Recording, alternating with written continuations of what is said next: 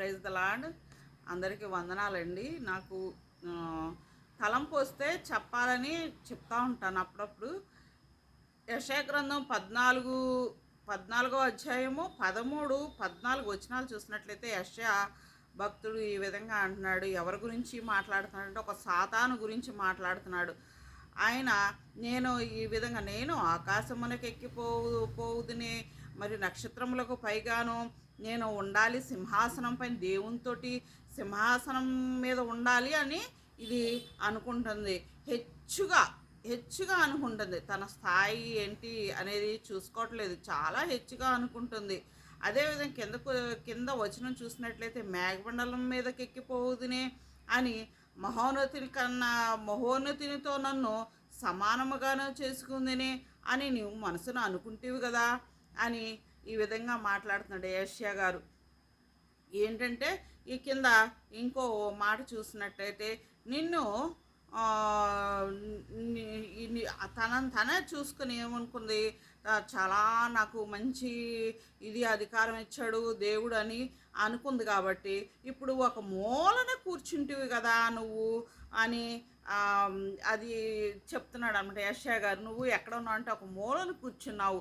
దేవుడు నిన్ను సృజించాడు. దేని గురించి సృజించాడు అంటే ఆ యొక్క మరి రోజు నువ్వు అక్కడ ఒక దేవదూతకి ఉన్నటువంటి పనులు అక్కడ ఏం చెప్తారంటే అక్కడ దేవదూతల్ని ఆ యొక్క మనకి సంచరిస్తూ ఉంటాయంట. ఒక సమయంలో అవి ఏం జరుగుతుంది ఏంటి అనేది వార్తని అది చేర్చేటువంటి వాటిగా ఉన్నాయి. కానీ మిగతా వాటిని అవి పట్టించుకోకూడదు.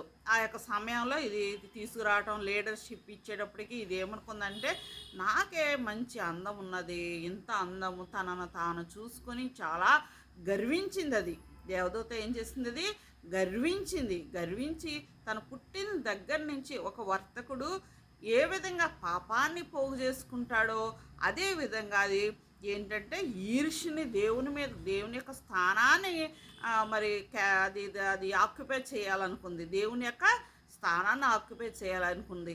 అనుకున్నప్పుడు ఈ దేవదూతలు కొన్ని దేవదూతలు ఉంటాయి, వాటిని సపరేట్ చేసేసింది. సపరేట్గా తను ఫస్ట్ నుంచి పుట్టిన దగ్గర నుంచి ఏంటి పాపాన్ని మూట కట్టుకుంది. కాబట్టి పక్కనున్న దేవదూతలతోటి ఏం చెప్తుందంటే ఇది ఇక్కడ ఇలా కాదు, మనం సేవకుల్లాగా ఉన్నాము, ఆయనేమో అక్కడ కూర్చొని చక్కగా చెప్తున్నాడు. అలా కాదు, ఆయనకంటే నేను మిమ్మల్ని ఇంకా మంచి దీంట్లో ఉంచుతాను అని చెప్పి మొత్తానికి దేవునికి వ్యతిరేకంగాను పాయిజన్ చేసేస్తూ ఉంటుంది. మిగతా దేవదూతల్ని పాయిజన్ చేసేసినప్పుడు ఈ యొక్క ప్రకటన గ్రంథంలో ఇది చక్కగా రాయబడి ఉంది. అది పైన ఆకాశంలో యుద్ధం జరిగింది. ఆ యుద్ధంలో ఈ యొక్క మరి లూసిఫర్ తరపున ఉన్నటువంటి దేవదూతలు కూడా క్రిందకి తోయబడ్డారు. అంటే సాతాను మనకి ఎక్కడి నుంచి వచ్చిందంటే ఇది విడవదు. అదేవిధంగా మత్తయి సువార్త 5వ అధ్యాయంలో కూడా ఆయన రాళ్లను ఏం చేసుకోమంటది, రొట్టెలుగా చేసుకుని తిను, నేను ఇదంతా కూడా నేనే పరిపాలిస్తున్నాను. ఏముంటుంది, ఇదంతా నాదే, ఇలా చూసుకుని అంటది, ఇదంతా నాదే, నువ్వు పైనుంచి దూకు దేవుడు కుమారుడు అయితే అని అంటది. ఎవరితో అంటదంటే అది యేసయ్య గారితోనే అంటది. అది ఎక్కడి నుంచి వచ్చిందంటే ఆదికి ముందు నుంచే ఉంది.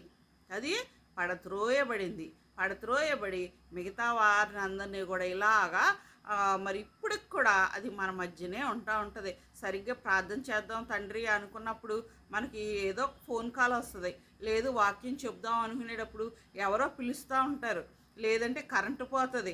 ఇలాంటి డిస్టర్బెన్స్లు చేస్తూ ఉంటుంది అది. ఎందుకంటే దేవుని వైపు మరల్చడం అంటే దానికి ఇష్టం ఉండదు. ఎందుకంటే ఎప్పటికైనా సరే ఇది నేను చేజిక్కించుకోవాలని ఇంకా దాన్ని విశ్వ ప్రయత్నం చేస్తూనే ఉంటుంది. దేవుడు అదే విధంగా దాన్ని మొత్తుతూనే ఉంటాడు. శాంతం దాన్ని మరి సర్వనాశనం అసలు లేకుండా చేయొచ్చు. కానీ దేవుడు ఎంతగానో ప్రేమించినటువంటి ఆ లూసిఫర్ కంటే కూడా మనల్ని చాలా ఎక్కువగా ప్రేమించాడు ఆయన. కాబట్టి మనం ఎలా ఉండాలంటే ఆ సాతానుని ఎన్ని కష్టాలు, ఎన్ని ఇబ్బందులు, ఎన్ని ఇరుకులు మనకి వస్తూనే ఉంటాయి అవి. మనం జీవించినంత కాలం అవి మానసికంగా, శారీరకంగా బాధపడుతుంది. విరిగి నలిగిన హృదయం దేవునికి ఇష్టకరమైంది కాబట్టి అందులో నిలదొక్కుకుంటూ మనం ఏం చేయాలి, ప్రతిరోజు ఆయన్ని ప్రార్థన చేసుకుంటూ సాతానుని ఎదిరిస్తూ మనం దేవుని వైపు మనం చూస్తూ మనం మన క్రైస్తవుని యొక్క లక్షణం ఏంటంటే మరి మరణం వరకు కూడాను నిరీక్షణతో మనం ఉండాలి. మరణం వరకు అంటే చివరి తుది శ్వాస వరకు అనమాట. అయితే మరి ఈ యొక్క మరి ఇక్కడ మన భూమి మీద ఉన్నంత కాలం మనం ఏదో ఒక చిన్న చిన్న తప్పులు చేస్తాం కాబట్టి ఆయన క్షమించేవాడు కాబట్టి ఆయనకు మొరపెట్టుకుంటూ మరి మరలా ఆ యొక్క తప్పును మనం చేయకోకుండా మనల్ని మనం సరిదిద్దుకుంటూ ఆయనలో ఉండాలని ఈ వాక్యం దేవుడు దీవించి ఆశీర్వదించాలని నేను కోరుకుంటున్నాను. ఆమేన్.